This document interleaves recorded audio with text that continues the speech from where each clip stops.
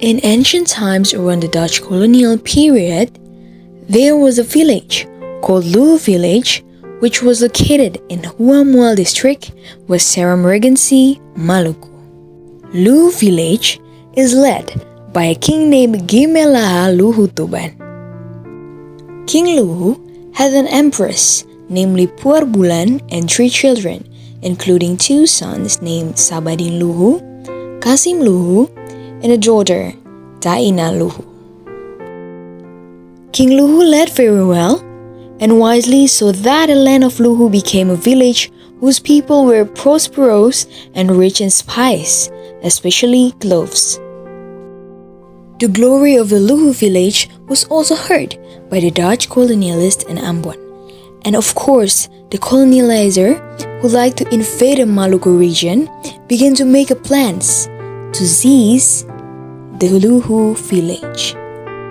The day came when the Dutch colonizers who want to control the LUHU village came with full weapons.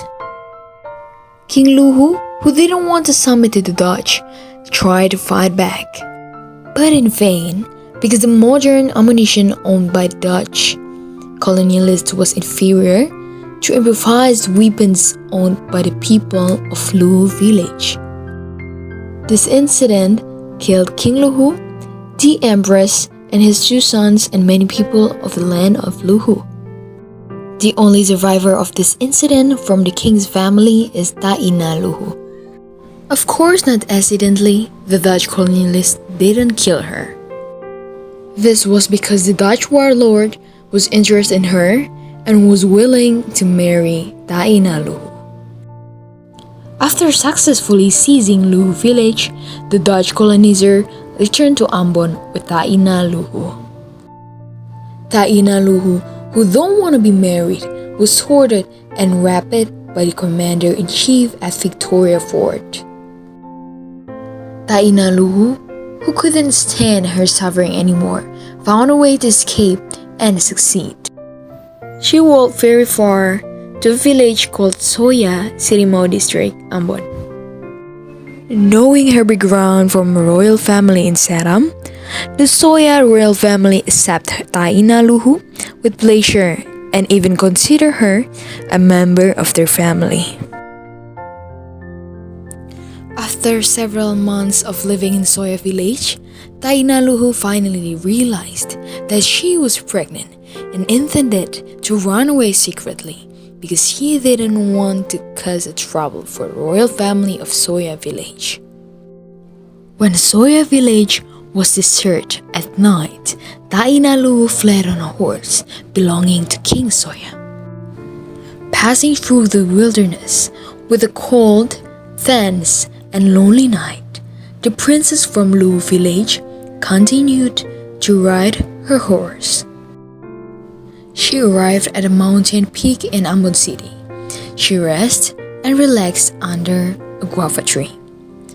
The beauty of Ambon City, which she saw from the top of the mountain, was able to heal her wounds for a moment with all the events that had happened. Taina LUHU, who was very tired, slowly fell asleep. The next day, the sun rose on her face, and she woke up hungry. She then plucked guava from the tree where she rested and ate it. She also let her horse graze around her while she ate the guava.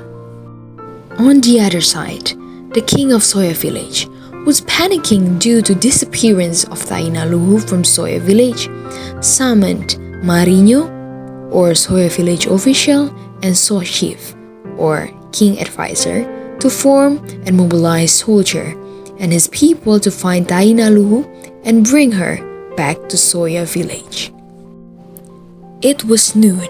Taina LUHU, who was still resting on the mountain, suddenly heard the voice of the people calling her. Realizing that it was the Soya village soldiers who were looking for her, Taina LUHU fled on the king's horse. Her resting place is now named Mount Nona. Tainalu continued to fast turn her horse toward Amahuso. Unknowingly, her hat flew in the wind. When she wanted to pick it up, Tainaluhu's hat turned into a stone, which was later known as Batu Capeu. After walking for quite a while, she decided to rest and drink at a spring which was later named Air Putri. She felt strong enough. She decided to return to Mount Nona, but with a different path. However, again, she heard the sound of people looking for her, and then she hurried away. When she was about to ride her horse, without realizing it, Soya's shoulders and entourage had arrived and blocked her. Resigned, she knelt down and begged God not to return her to Soya, with the intention of not wanting to trouble the King Soya's family. Then a soldier grabbed her hand, and suddenly Tainaluhu disappeared magically.